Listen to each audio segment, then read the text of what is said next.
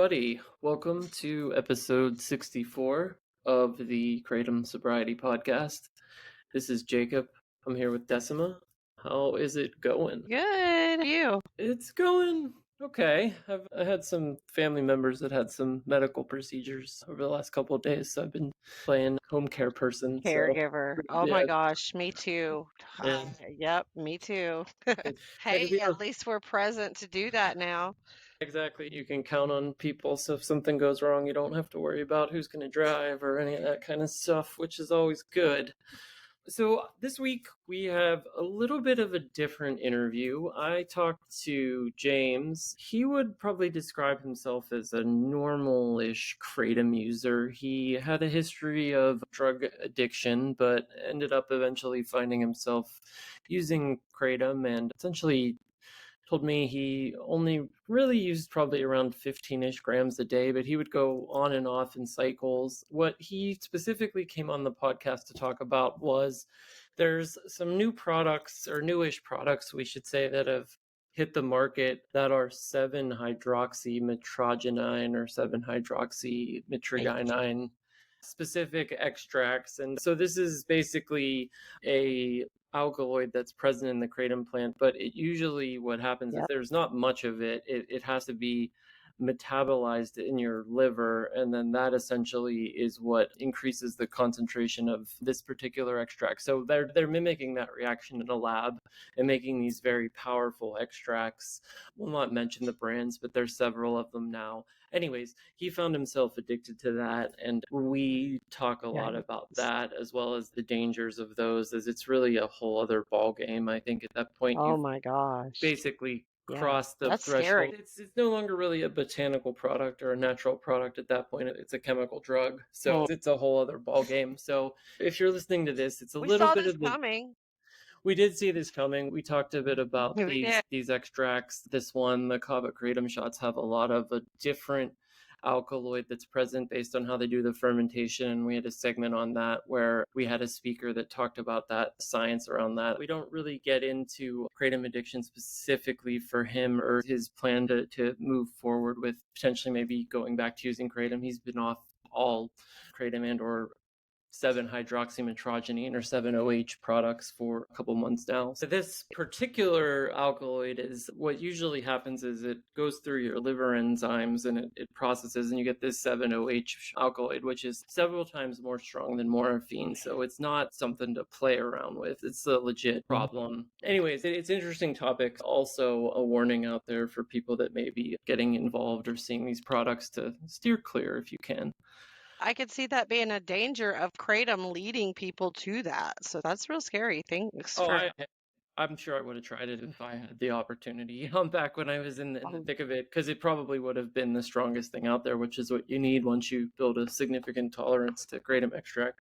exactly. But I'm no longer thinking in that mind frame. And Thank with God. that, we'll transition a little bit to our opening topic today, which is about the kind of weirdness of kratom sobriety and some of the things that you may get pushback on that you don't really see with other substances and with other drugs and people in recovery. So specifically, there, in my opinion, part of this is fact and part of it is opinion, there are definitely some individuals out there. How many and how prevalent is where my opinion is, because I think it's probably a relatively small group of folks, but there is a group of folks out there, particularly on some of the social media platforms, that when you talk about kratom addiction or you celebrate milestones in your sobriety from kratom, you get pushback on them maybe pushing that it's not really a drug and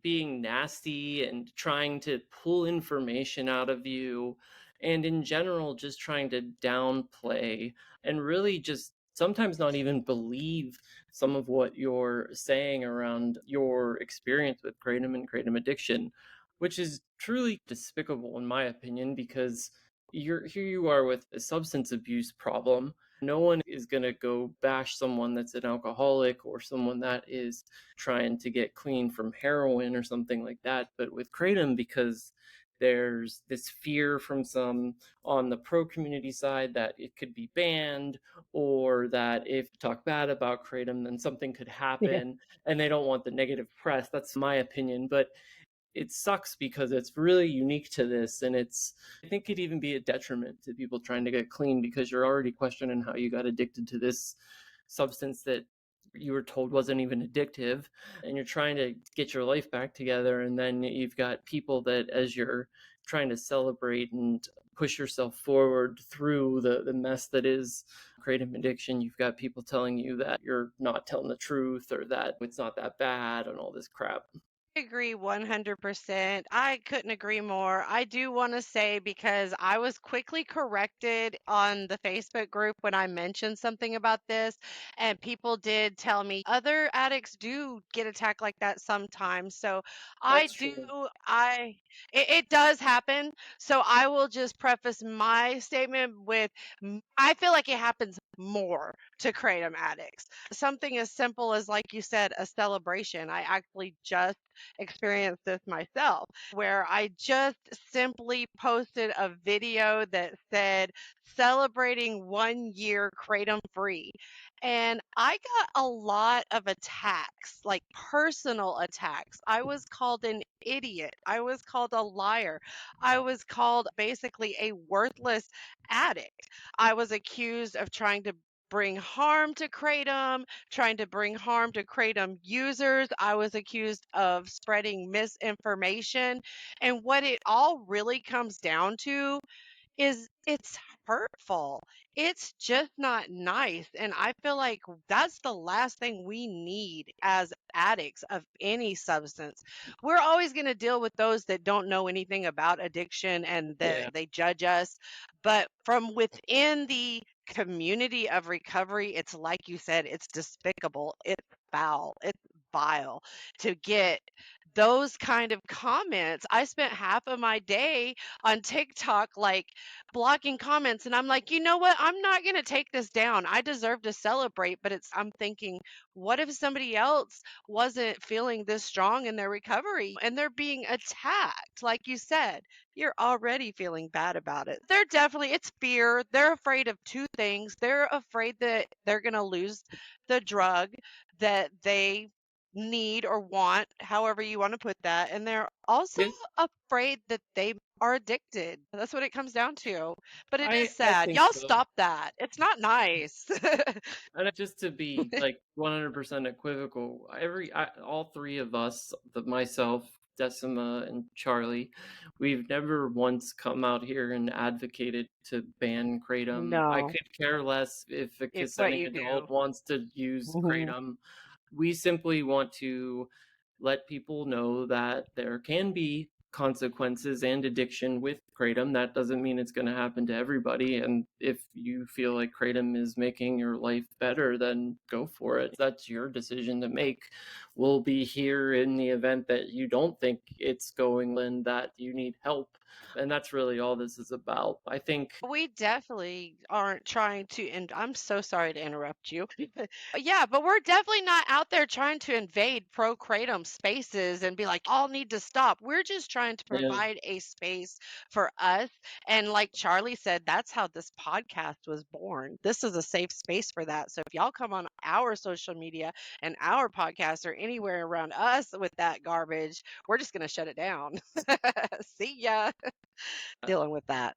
And we're not really here to debate, like, is kratom a Mm-mm. drug, or is it addictive? It's not worth it. I've been through kratom addiction. I've been through other addiction. I know what it is, and we're just here to help people. No, just y'all Yeah, please stop doing that. If you're listening and you're doing that, just stop. It's not nice.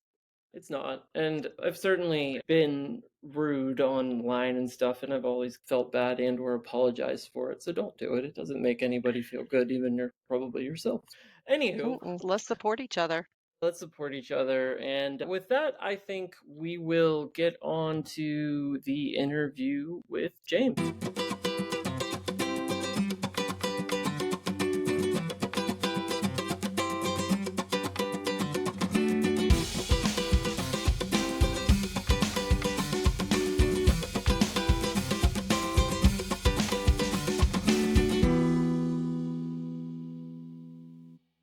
Hello, everybody.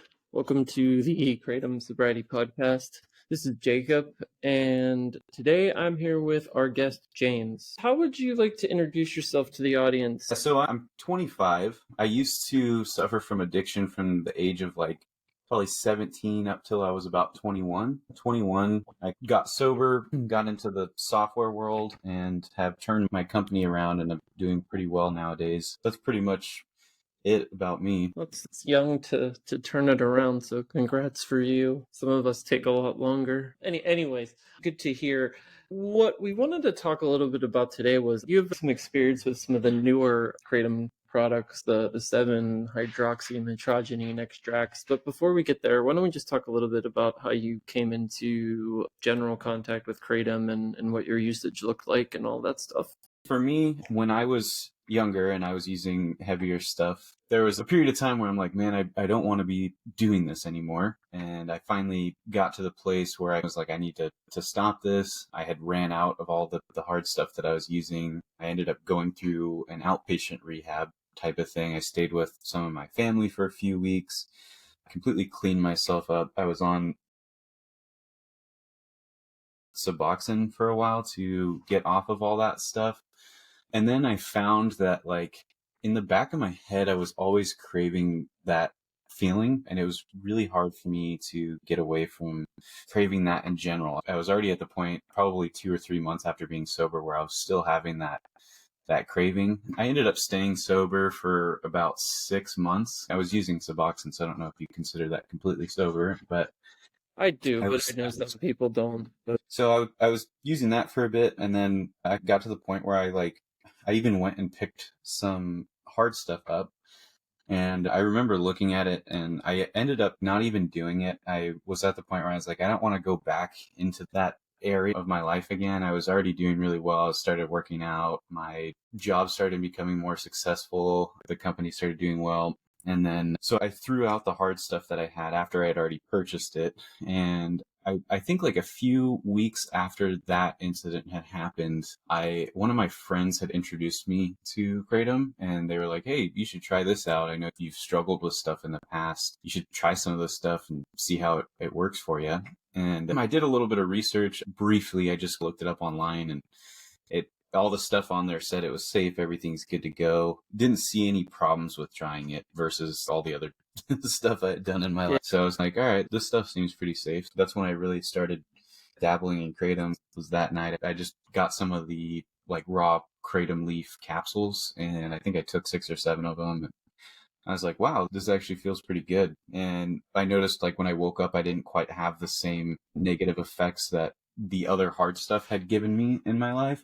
I know that a lot of people struggle with Kratom, and I think that it's very difficult to come off of if you're using it frequently and if you have a very high usage. My experience with it is I tend to personally go off and on it, which I know is not the case for most people, and I don't recommend anybody to do that. I just happen to be a little different, where I'll use it for, I don't know, let's say 4 to 5 months at a time, and then I'll take 3 to 4 months off if I have a lot of work coming up and I have a lot of big projects going on. It's something for me that I haven't quite struggled with to the point where I'm like, all right, this is ruining my life. It's affecting everything that's going on in my life. So I know I'm a little bit different than probably a lot of the people out there that have gotten sober from just Kratom completely. And I know your podcast speaks to those people. So I know I'm a little bit different in that use case. So I want to just throw that out there as well. You have an interesting background because it seems like most people that have a history of substance abuse tend to jump into Kratom head on and then just get addicted to it, but you seem to have been able to use more normally despite your past addiction. When I started too, I had an addiction to harder things and alcohol, and I also used a little bit like that, but I would more binge for weeks and then quit for weeks until I eventually just started taking it every day, and that kept up for a long time. But anyway, thank you for clarifying all that. And back to how I got into it also, it started out more as a thing that I would take frequently. I think I took it the first time on a weekend, and then I was like, man, this stuff's awesome. it helped with my productivity and stuff like that at work, because I'm a coder. Like I do a lot of C+ coding and stuff like that. So Okay. like when I have a 12-hour day where I'm grinding on stuff like that, and also just selling stuff to customers and stuff, in the beginning, I think it helped me, or at least I thought it did. Now, when I look at it, I do perform better sober over anything. I think that if you can maintain sobriety and you don't have to use anything, that's the best way to go in life. I don't think that using anything really to help you is not a good way to rely on stuff. So being sober is the best way to live life if you can. For me, however, what I've noticed is even when I've gotten off of kratom for time to time, I always in the back of my head, I have this gnarly craving for stuff. So I end up tending to go back to kratom and using it as my way of filling those cravings without going to anything harder. And so I started using it back in 2020. I know it's 2024 now. I've had little bouts where I've had 6-7 months off of it, and then sometimes I'll go back into it pretty heavy where I'm using it every day for months at a time. Other times I might go back into it and use it on the weekends. Again, I'm an odd use case, because most people, like you said, even people who have come off of hard drugs end up using it pretty frequently and pretty heavily. And have you tended to go up in dosage or stay around the same amount or frequency? Has that increased? Just curious on if you feel like you've built tolerance or like significant dosage increase. Surprisingly for me, I've maintained the same dosage. So my doses are about, if I'm using raw leaf, it'd be about 15 grams in a day. And I might spread that out across 2 or 3 grams in the morning, maybe a little bit heavier at night. And then I actually prefer extracts. I know most people use raw leaf. I like extracts just because they're easier to get down. That's why I like them, to be honest. One of the reasons, that and the potency. The taste, you can get a lot more in one dose and stuff like that. I also have a small background in chemistry, so I actually have made my own extracts, and we'll get into some of the 7-OH stuff later. But so I stuck with extracts, and it'd be about 15 grams per day, or about 150 to 175 milligrams of nitrogenine. So probably what most would consider reasonable if you're going to use kratom. For the guests, maybe we'll try to do a little bit of, or not for the guests, sorry, for the listeners, we'll try to do a little bit of education before we jump into your 7-OH or 7-hydroxymetrogenine story. So you tell me if this is incorrect, because I just did a little bit of online research, because I'm not a scientist myself, and that was not my strong background in school or college. But anyways, as I understand it, most of the products out there today, your traditional leaf kratom, your extracts, they are mostly full of the active chemical, which is just the general kind of chemical in kratom that typically activates the opiate receptors partially, particularly the MU or mu opiate receptor. And then 7-hydroxymetrogenine, or 7-OH, as it's sometimes called, is usually it's a chemical that is activated with the processing of metrogenine through one's liver enzyme. And there's a particular enzyme, it's like the CYP34 or something like that.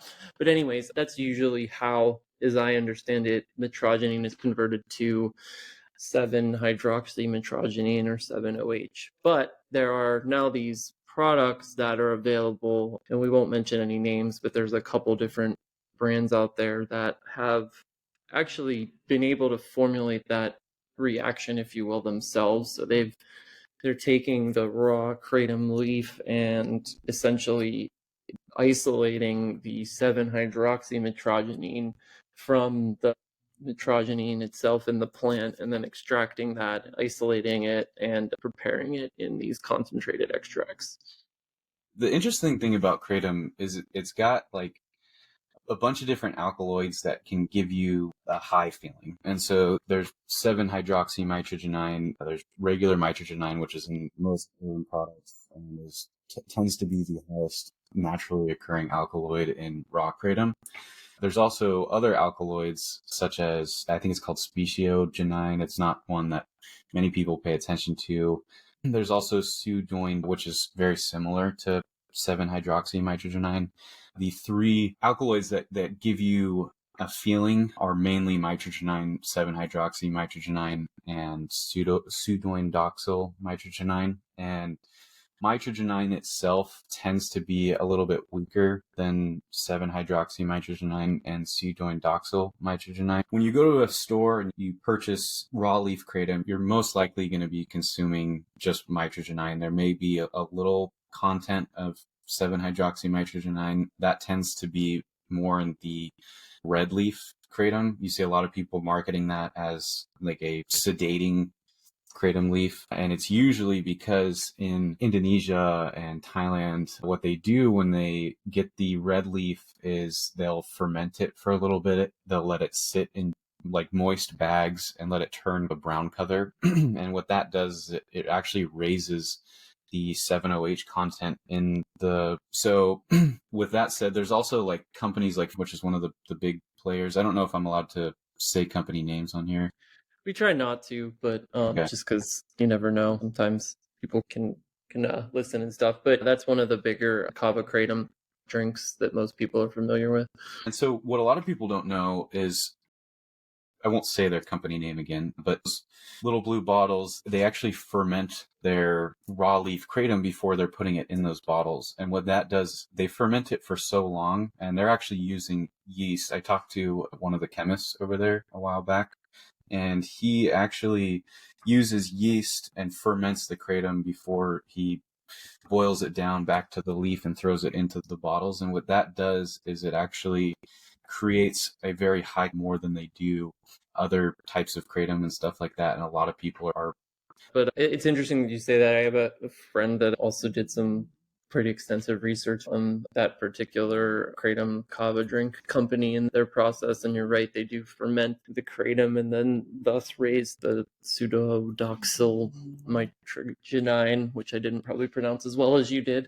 And I've heard a lot of our guests have said there's something in these things that's different. That's what's different. It's not that they're like spiking them with fentanyl or something like that. It's you're getting a more potent product that's just essentially stimulating your receptors more than general kratom because of that chemical process that's activating more of the stronger chemical, if you will, just to keep it simple. And people don't know that because they don't know on their bottle does it state that it has that chemical in it, because most kratom products are only labeled as mitrogenine, and then they put the milligrams of the mitrogenine in there. But there's no requirement to label it at all anyway. Exactly. So they can sneak that in there, and then you have no idea, and you're going to struggle with it way more than you are just regular kratom leaf. So with the 7-OH products, it's very new. There's a lot of companies that are now like putting that stuff out on the market, and they're doing something similar to the fermentation process. They're just basically what they're doing is they're taking mitrogenine, like an extract. Let's say you have a 70% extract powder of mitrogenine, and what they'll do is they'll oxidize it using certain chemicals.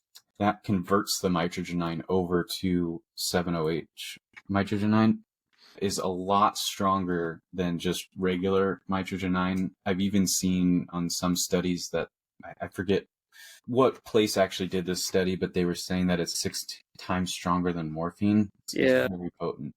I've seen even up to 30 times stronger in some of the studies out of Florida that the big group of researchers have been doing down there. But that's gnarly, especially for people who are seeking this out as a healthy alternative to anything else, like including myself. So I'm one that I haven't ever really struggled with kratom, and I know there is a lot of struggle with kratom. I don't discount anybody's struggle with anything. With that said, 7-OH being in the market now, and I had went out and actually tried some of it because I got excited. I was like, this is cool. This is a little bit stronger than regular kratom. Maybe I could save it for a Saturday night or something like that.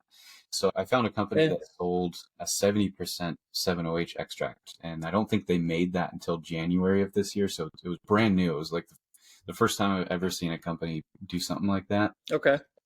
And I got really interested, so I bought some, and then I tried it out. Immediately, I fell in love with it because I was like, this stuff feels really good. And in the time of me doing this, I was also in one of my kratom bouts where I was taking it for a little bit.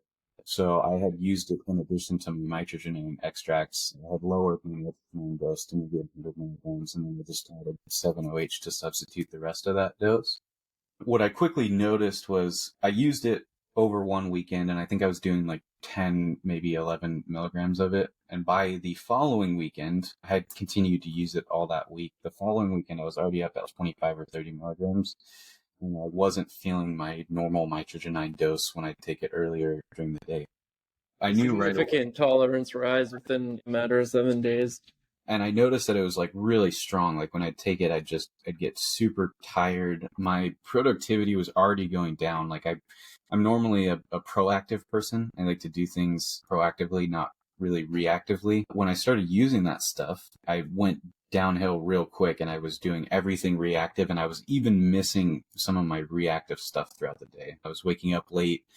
I'm an early morning person. I don't like to sleep in super late. I like to at least get up, get my day going. And so I somehow was just oblivious to these signs that life was showing me that, hey, this stuff's going to be pretty gnarly. So I had used it for about a month, and it progressively got worse. And normally for me, I don't struggle too hard with regular kratom getting off of it after being on for a long time.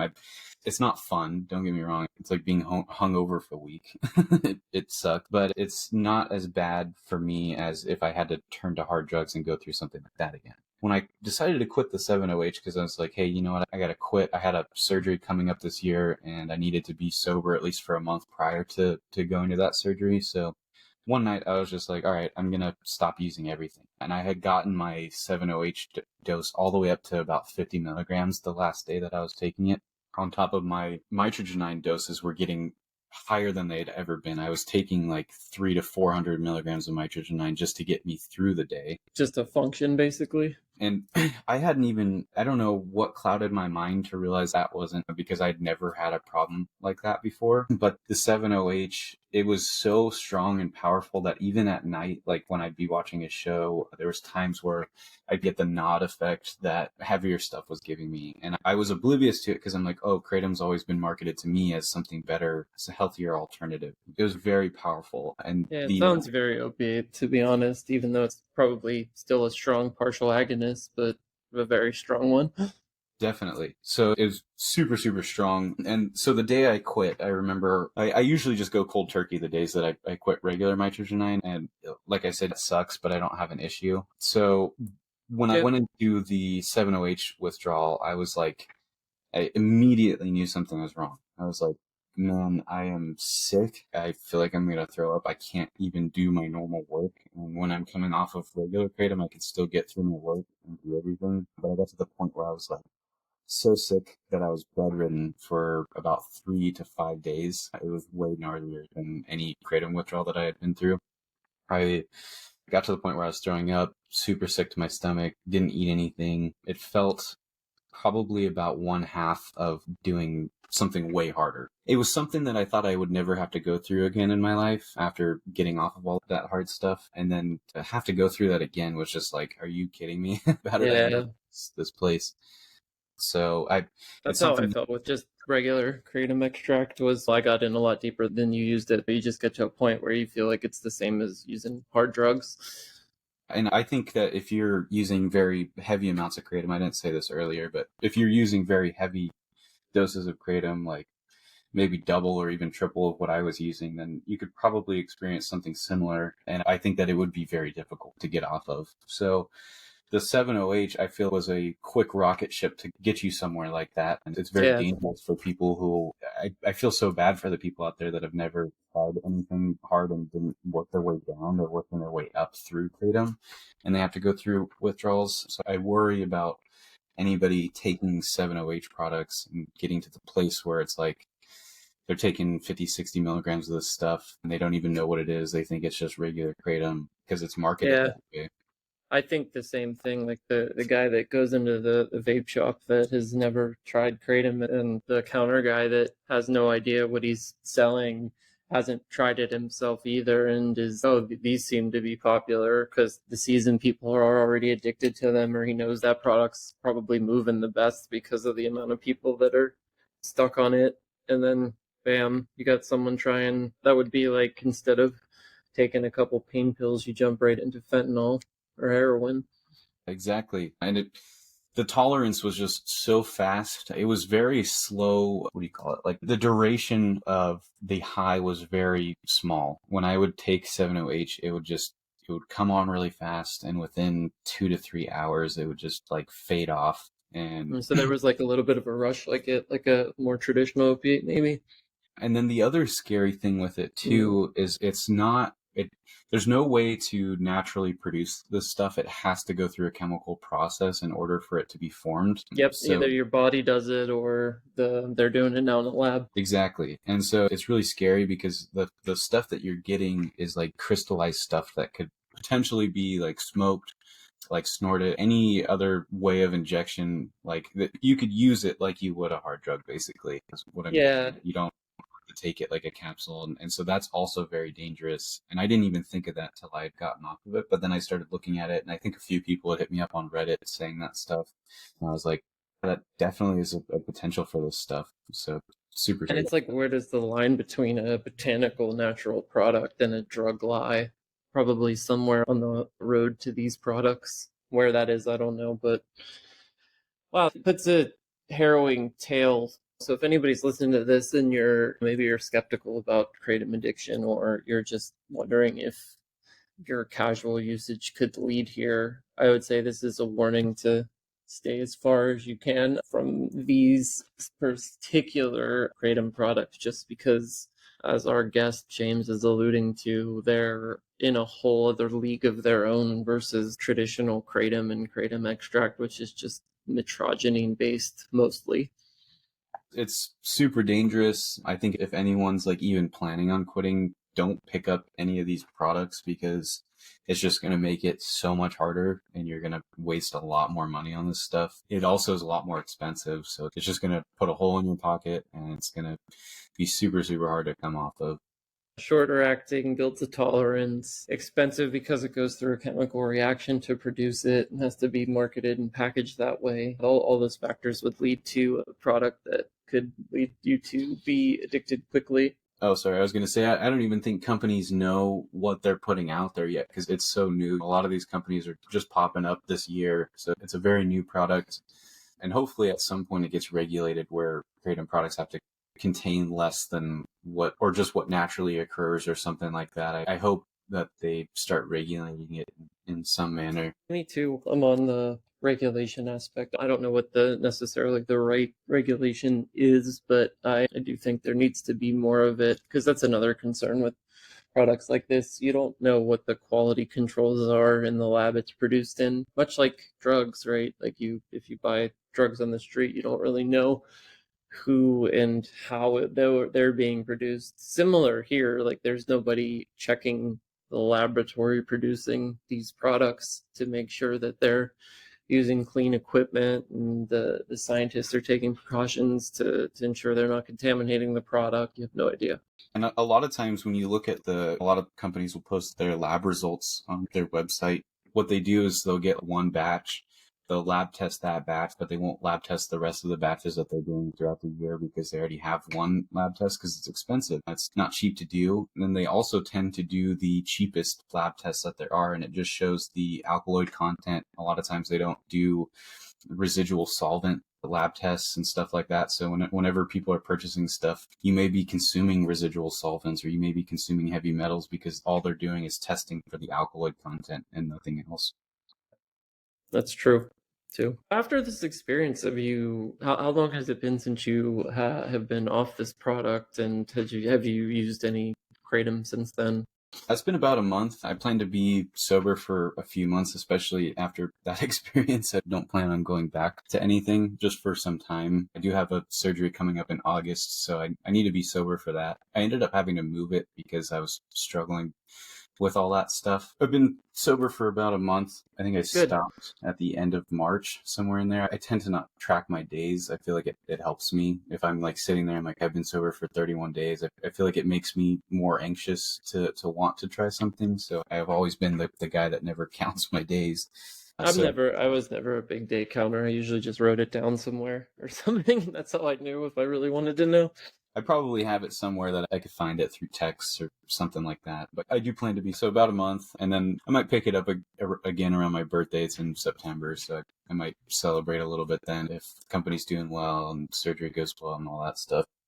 I'm not gonna try to persuade you not to do that or anything like that because we wanted this episode to be a little bit different, to really just talk specifically about these products and be a bit of a warning to the listener that if you're struggling with kratom or you're doing your research on where to start and you wanted to maybe listen to this podcast as a cautionary tale, our recommendation would be stay away from all kratom, but in particular, really stay away from these products given their potential for addiction and their just overall difference and potency and addictive qualities and possibilities. And I do agree with you 100%. The best way to live your life is a completely sober life away from. And you did say that multiple times, so it's true.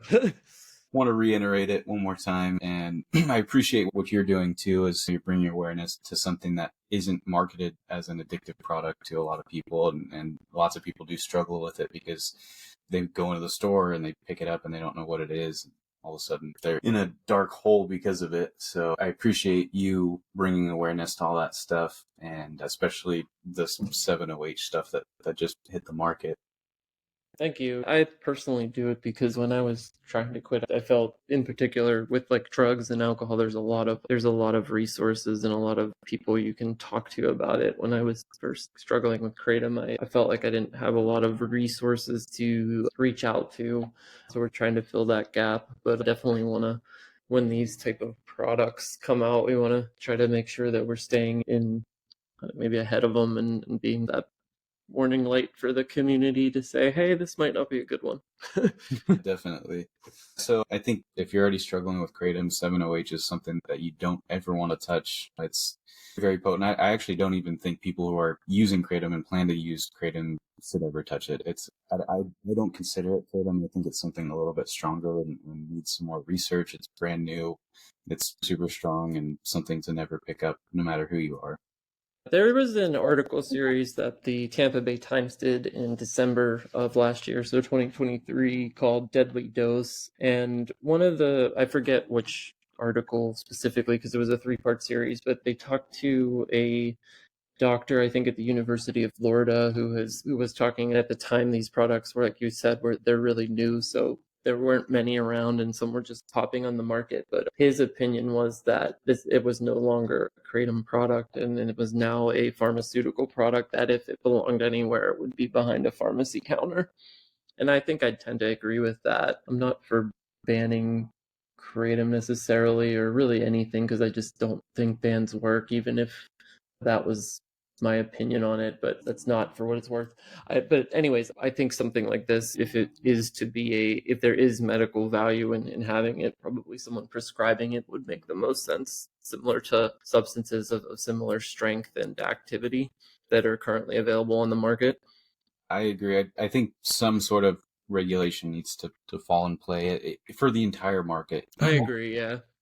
I think 7-OH should probably go first, and it may be the first thing that leads into regulation just because it's so strong. And I don't know if there's any deaths from 7-OH yet. I haven't really figured that out. I couldn't find anything online, at least, that specified that it was from 7-OH, but I could imagine that potentially, since it's so strong, it could lead to something like death.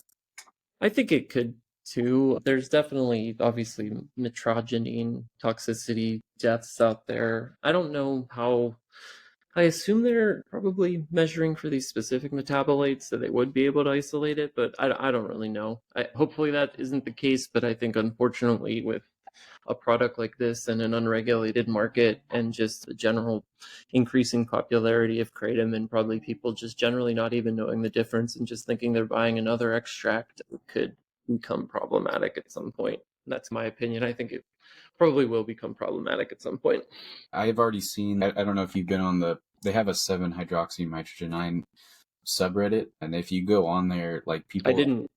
So there's a whole community of people on Reddit talking about this stuff now, and I've gone through and read through a lot of people using that stuff, and I can already tell that it's a lot worse than just the like regular Mitrogenine subreddits and stuff like that. And so on their communities, I see sometimes people will run out and they'll be like, where can I get some? And they don't care what company they're buying from because they're freaking out that they don't have it. And they're like, hey, my shipment didn't show up today. They're 2 days late on shipping stuff. So people are frequently on that Reddit. If you go read through there, they're freaking out because they can't get their 7-OH products. And Kratom's so widely available, I don't think people really have that problem. But for the 7-OH, companies are selling out so fast and the demand is higher than the supply right now. So a lot of people that are struggling with it voice that struggle in that community, and it just goes to show how addictive that stuff is.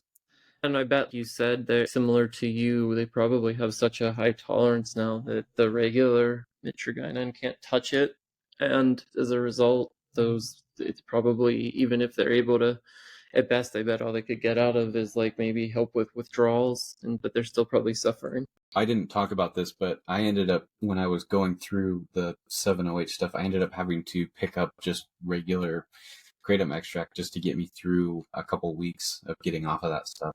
And even taking the extracts didn't even make me feel normal. I still felt sick underneath all of that. I totally forgot to mention that stuff, but it was so heavy that the regular, I was taking about 300 to 400 milligrams of my just to help me get through the 7-OH coming off of that stuff. Which is a decent amount of extract too. It's not what I even normally to feel good, so it's just pretty crazy. But after about 2 weeks, I finally started to feel normal, and then I went cold turkey off of the extracts from there. I see. James, thank you so much for sharing information about this product for the listeners. I'm sure that this will be helpful to people that are struggling with this product already, or maybe have seen it in a store and haven't fully committed to whether they want to quit kratom or not, and maybe think about trying it to maybe think again before picking it up. Before we wrap today, are there any final things you wanted to talk about or let the community know about this product? No, I think that's pretty much it. Thanks for having me on here and letting me help spread awareness about stuff like this. And again, I appreciate everything you do, and keep doing what you guys are doing. Oh, thank you so much. And you're welcome. And we appreciate the information on this newer product, which I'm sure will be valuable for the community. So thanks again. And I hope you have a nice evening. Thank you.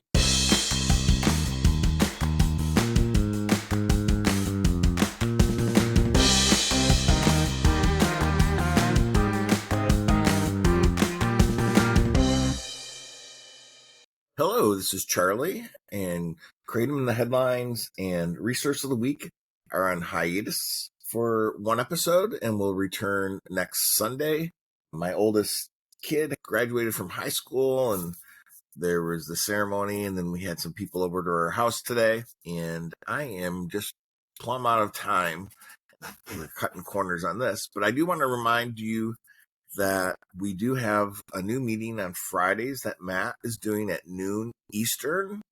It's the same link, Google Meet, as the Monday, Wednesday, and Friday evening meetings. And there also is going to be a marathon kratom-specific meeting on Saturday, June 15th to celebrate the summer. And there'll be the exact same Google Meet as the other meetings that I just referenced. You can also get connected to find Decima on the Quitting Kratom Support Facebook page. I'm having a little bit of trouble with the kratommeetings.com page right now. It's jammed up and I'm trying to solve it, so I can't add those two items onto kratommeetings.com yet. So you can also check out the podcast social media pages, and we'll have information up about the marathon coming up on June 15th as well. And until next week, keep it kratom free.